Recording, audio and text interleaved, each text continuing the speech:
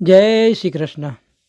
પ્રિય વૈષ્ણવજનો, આજે આપણે પુષ્ટિ સત્સંગ સાગર ચેનલમાં આવતીકાલે આસો વદ બારસ, જેને આપણે વાઘ બારસ એટલે કે બચ્છ બારસ આના નામથી ઓળખીએ છીએ, એના વિશે સત્સંગ કરશું. એ પહેલાં જો આપે પુષ્ટિ સત્સંગ સાગર ચેનલને સબસ્ક્રાઈબ ન કરી હોય તો સબસ્ક્રાઈબ કરો તથા અન્ય વૈષ્ણવ મિત્રોને શેર કરો, જેથી કરીને સત્સંગના નવા નવા વિડીયોઝ તેમને સુધી પણ પહોંચી શકે.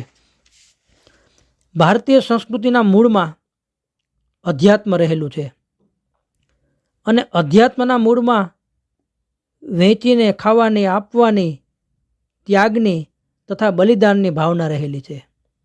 આત્મવત સર્વભૂતેષુલ્લનો ભાવ ભારતીય આધ્યાત્મિક ચિંતનની ધરી છે.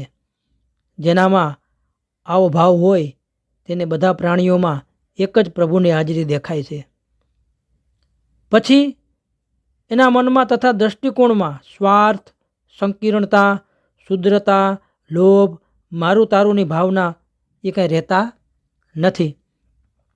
જ્યારે આપણને બધા જ પ્રાણીઓમાં એક જ સત્તા કામ કરતી જોવા મળે છે, ત્યારે આપણને સમજાઈ જાય છે કે કૃપા કે કોપ, કરુણા કે ક્રોધ એ બધા એક જ દેવી સત્તાના બે જુદા જુદા રૂપો છે.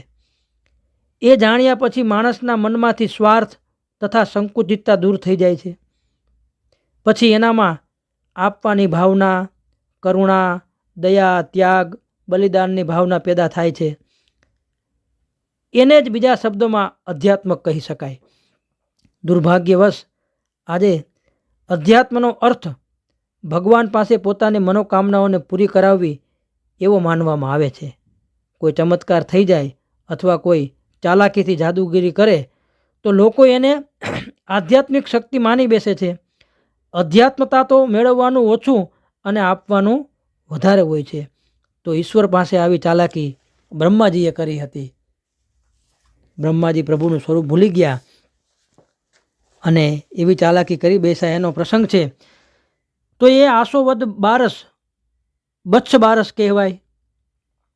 કારણ કે બ્રહ્માજીને પ્રભુ લીલાનો અનુભવ કરાવવા પૂર્વે બ્રહ્માજીએ વ્રજ 84 કોષની પરિક્રમા કરવા જતાં ચીરઘાટની આગળ રસ્તામાં બચ્છવનમાં પ્રભુ ગૌચારણ કરી રહ્યા હતા.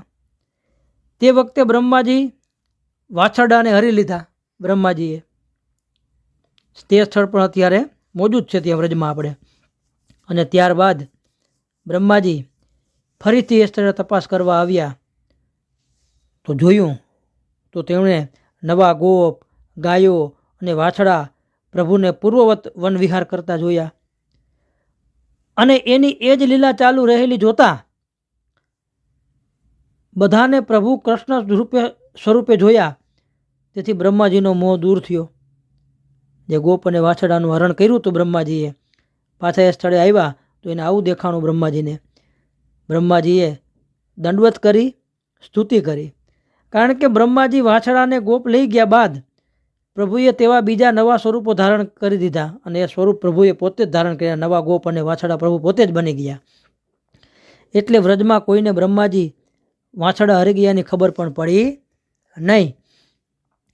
પ્રભુની લીલાનો અનુભવ કરીને બ્રહ્માજીએ 1 વર્ષ પછી મૂળ સ્વરૂપના વાછડા અને ગોપ બાળકોને પાછા આપ્યા. 1 વર્ષ લગી એ બ્રહ્માજીએ રાખ્યા. તે ગામનું સ્થળ વ્રજમાં આજે મોજૂદ છે. બ્રહ્મના 4 મુખ હોવાથી તે ગામનું મુખ ચોમુહા પડેલું છે. અત્યારે ચોમુહા વ્રજમાં આવેલું છે. પણ પછીથી અભ્રંશ થવાથી અત્યારે ચામા ગામ તરીકે ઓળખાય. ચામા. બ્રહ્માજી બચ્છવનમાંથી વાછડા ચોરી ગયા બાદ પ્રભુએ તેવા જ બીજા ઉત્પન્ન કરી ગાયો પાસે આવ્યા. ત્યારે રોજના કરતાં વધારે વહાલથી દૂધ આપવા માંડ્યું. કેમ કે સ્વરૂપ પ્રભુએ લઈ લીધું વાછડાનું. તેવામાં બલદેવજીને તે વાછડા ઉપર મોહ ઉત્પન્ન થયો. એટલે તેમણે જ્ઞાન ચક્ષુઓથી જોયું તો ગોપ, નાના નાના જે ગોવાળિયા હતા ગોપ અને વાછડા રૂપે એને એ રૂપમાં એને કૃષ્ણ ભગવાન દેખાયા કે આ તો કનૈયાએ રૂપ ધારણ કર્યું. તેથી તેનું કારણ પ્રભુને પૂછતા જણાવ્યું તો પ્રભુ એને જણાવે છે બલદેવજીને કે બ્રહ્મા વાછડા હરી ગયા છે. આથી બળદેવજી ક્રોધ કરી અને બ્રહ્માજીને શિક્ષા કરવા વિચારવા લાગ્યા. ત્યારે પ્રભુએ એને સમજાવ્યું ને કહ્યું કે રામા અવતારમાં અયોધ્યાની સ્ત્રીઓએ પુત્ર ભાવથી મને લાડ લાવવાની ઈચ્છા કરી. અહીંયા આપણે રામા અવતારમાં પ્રગટ થયા હતા તો અહીંયા અયોધ્યાની જેટલી પણ વડીલ સ્ત્રીઓ હતી એના મનમાં આ ભાવ જાગ્યો હતો કે આપને પુત્ર ભાવથી લાડ કરાવે. ત્યારે તેઓને મેં વરદાન આપ્યું હતું. તેથી અહીં તે બધા ગોપી અને ગો રૂપે જન્મ્યા છે અને તેનું સ્તનપાન વાછડા રૂપે કરી તેમની પુત્ર ભાવના પૂર્ણ કરવા માટે જ મેં આ લીલા રચી છે. નહીં તો બ્રહ્માજીનું શું ગજું કે તે મારી સામે આવે, પરંતુ એમાં સંકેત છે. માટે આપ બ્રહ્માજીને ક્ષમા આપો એવું બલરામજીને ભગવાન કહે છે. વળી રામા અવતારમાં એ જ રીતે જનકપુરની સ્ત્રીઓએ મને પતિ થવાની ઈચ્છા કરી હતી જે સીતાજીના નગરમાં કે હા કે સીતાજીના અહોભાગ્ય કહેવાય કેવા રામજી જેવા કે અમને આવા પતિ કંઈ મળે એવી એને મનોમન ભાવના કરી.